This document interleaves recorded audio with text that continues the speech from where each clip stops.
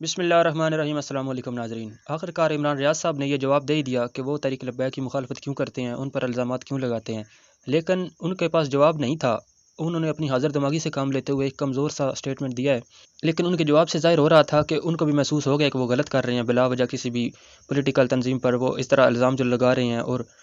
ان کی مخالفت کر رہے ہیں، یہ ان کو کسی طور بھی زیب نہیں دیتا ایک ذمہ دار صحافی کو، اور انہوں نے یقین دہانی بھی کرائی ہے کہ آئندہ وہ اس کا خیال رکھیں گے، آئندہ وہ ایسا نہیں کریں گے۔ کیا سوال تھا اور کیا جواب تھا، اس کی وضاحت کریں گے اس مختصر سی ویڈیو میں۔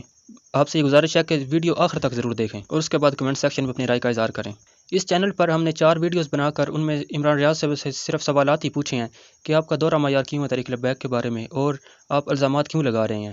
یہی سوال ان سے جہانگیر خان نے جب وہ کورٹ سے باہر آ رہے تھے عمران ریاض صاحب، تو انہوں نے پوچھا، تو انہوں نے عمران ریاض صاحب نے یہ جواب دیا کہ ان کا میڈیا بہت کمزور ہے، مین سٹریم میڈیا پر ان کی کوئی خبر چلتی نہیں ہے، اور سوشل میڈیا بھی ان کا کمزور ہے، تو مجھ تک خبر پہنچتی نہیں ہے، تو اس لیے مجھے یہ لگتا ہے کہ ان کا موقف نہیں آیا، تو یہ سمجھتے ہیں کہ میں الزام لگا رہا ہوں۔ یہ اپنا میڈیا مضبوط کریں، مجھ تک اپنا موقف پہنچایا کریں، تو پھر میں ایسے نہیں کروں گا۔ اصل میں نہ ان کے پاس ان سوالوں کا جواب ہے جو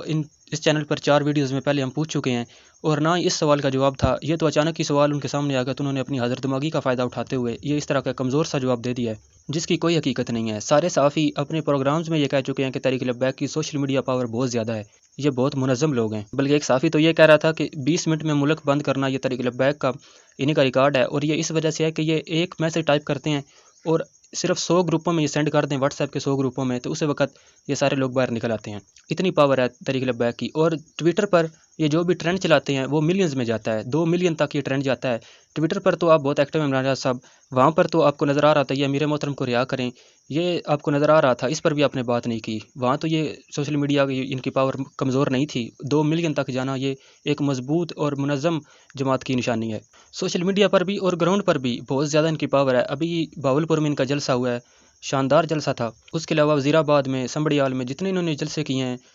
انسانوں کا سمندر ہوتا ہے۔ لیکن اب یہ عمران بھائی آپ کی مرضی ہے کہ پی ٹی آئی کے جو رجیم چینج آپریشن کے خلاف، امپورٹڈ حکومت کے خلاف جو عوام نکلی تھی، اس کو صرف گنتی کے 3 چینلز نے نہیں دکھایا، تو آپ نے کہا یہ میڈیا کی منافقت ہے، باقی سارے چینل اس کو رپورٹ کر رہے تھے۔ اور ٹی ایل پی کے آپ نے خود بھی کہا کہ مین سٹریم میڈیا پر ان کی کوئی خبر چلتی نہیں ہے، تو کیا یہ منافقت نہیں ہے؟ ٹی ایل پی کیا پنجاب کی تیسری بڑی پارٹی نہیں ہے؟ ان کی کیوں نہیں خبر چلتی؟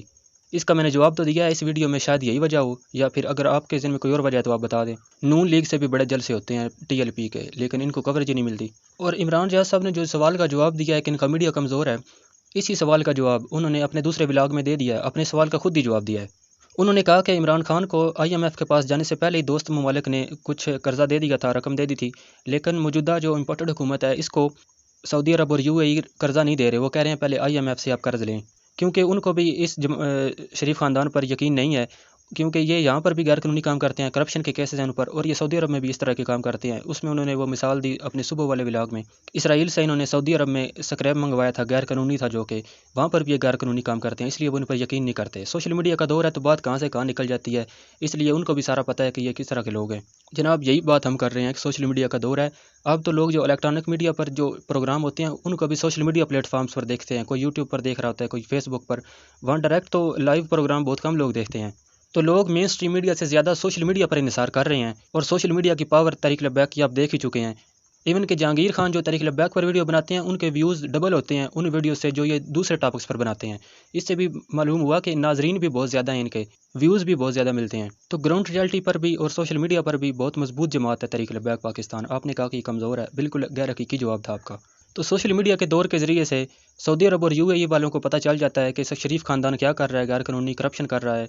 لیکن یہاں پاکستان میں بیٹھ کر ٹویٹر پر 2 ملین تک ٹرینڈ جاتا ہے اور اس پر آپ بات بھی نہیں کرتے، پھر آپ کہتے ہیں میڈیا کمزور ہے۔ میڈیا نہیں کمزور، حضور والا مسئلہ کوئی اور ہے، وہ آپ اصل بات بتائیں۔ ویسے تو امید ہے کہ جس طرح کا آپ نے جواب دیا ہے، آپ سے امید کرتے ہیں کہ آئندہ آپ اس طرح کے الزامات نہیں لگائیں گے، جیسا کہ آپ نے کہا کہ آئندہ میں احتیاط کروں گا اس سے۔ اور پھر جو آپ نے جواب دیا ہے یہ اس صورت میں جواب درست ہوتا تھا کہ اگر تحریک لبیک والے آپ پر یہ اعتراض کرتے کہ جس طرح آپ دوسری پولیٹیکل لیڈر کے آپ سٹیٹمنٹ آگے عوام تک پہنچاتے ہیں، اس طرح تحریک لبیک کے جو پولیٹیکل سٹیٹمنٹ ہوتے ہیں وہ آپ کیوں نہیں ان پر بات کرتے؟ پھر آپ کہتے ہیں کہ آپ کا موقف مجھ تک پہنچتے نہیں تو میں دوسروں کو کیسے بتاؤں، آپ کا میڈیا کمزور ہے، پھر تو کچھ حد تک آپ کا یہ جواب درست ہوتا۔ لیکن جب آپ یہ کہنے لگے ہیں کہ یہاں پر ان کا حق بنتا تھا بولنے کا، تحریک لبیک کا، لیکن وہ نہیں بول رہے، وہ خاموش ہیں، تو یہ بولنے سے پہلے آپ کو یہ معلوم کرنا آپ پر ضروری ہے، آپ پر فرض سمجھ لیں، آپ یہ صحافت کا اصول ہے کہ آپ کا اس معاملے پر موقف کیوں نہیں سامنے آیا۔ صرف اس بنیاد پر آپ الزام نہیں لگا سکتے کہ مجھ تک ان کا اسٹیٹمنٹ پہنچا نہیں ہے، تو ان کے موقف کا انکار کرنے کے لیے آپ پر ضروری ہے کہ آپ یہ جانیں کہ ان کا موقف آیا ہے یا نہیں آیا۔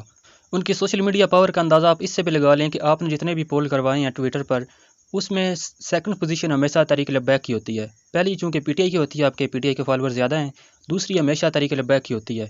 وہ اب الگ بات ہے کسی اور وجہ سے آپ نے اب تحریک لبیک کا پول میں نام شامل کرنا ہی چھوڑ دیا ہے۔ ایک دو پول آپ نے اب ایسے بھی کروائے ہیں جن میں تحریک لبیک کا نام ہی نہیں ہے، تاکہ جو وہ 27-28% وہ جو ووٹ لیتے ہیں وہ بھی سارے پی ٹی آئی کو ہی جائیں، باقی وہ نون لیگ اور پیپلز پارٹی کو تو ویسے ہی 1-2% ہی ہوتے ہیں۔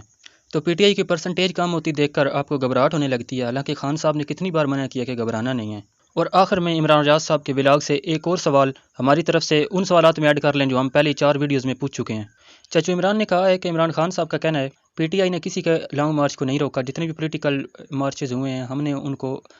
فیسیلیٹیٹ کیا ہے، ہم نے ان کو نہیں روکا۔ تو عمران خان صاحب جو ہر سیاسی جماعت کو فیسیلیٹیٹ کر رہے تھے، ان کو نہیں روک رہے تھے، اس کا مطلب ہے ان کو سیاسی جو مارچ ہیں ان سے کوئی خطرہ نہیں ہے، حالانکہ حکومت تو سیاسی مارچ سے گرتی ہے۔ اس کا مطلب ہے یہ ساری نورا کشتی ہے سیاستدانوں کے آپس میں، بس عوام کو لڑایا ہوا ہے،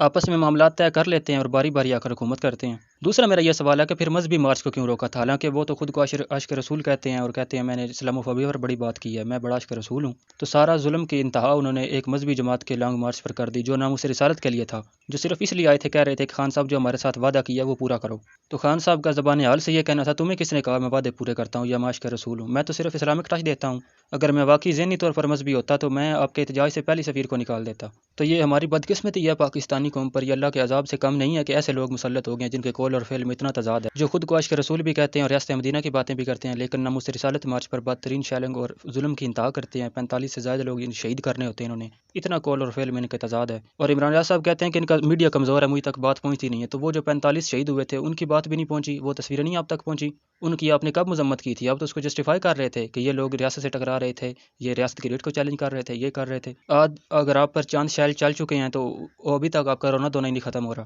کہیں پر اسلامک ٹچ والے ہمارے اوپر مسلط ہو گئے اور کہیں پر جن پر فرد جرم عائد ہونی تھی، کرپشن اربوں کے کیسز لوٹ کر کھا گئے پاکستان کو، جس دن فرد جرم عائد ہونی ہے اسی دن وہ وزیر اعظم کا حلف اٹھا رہے ہیں، اور ان کے کرپشن کی تحقیقات کرنے والے آفیسر پر اتنا دباؤ بڑھایا کہ وہ بیچارہ دنیا سے چلا گیا۔ تو یہ پاکستان پر، یہ اس قوم پر اللہ کے عذاب سے کم نہیں ہے، یہ اس طرح کی جماعتوں کی حکومت، قوم کی بدعمالیوں کی وجہ سے اس طرح کے ظالم حکمران مسلط ہوتے ہیں۔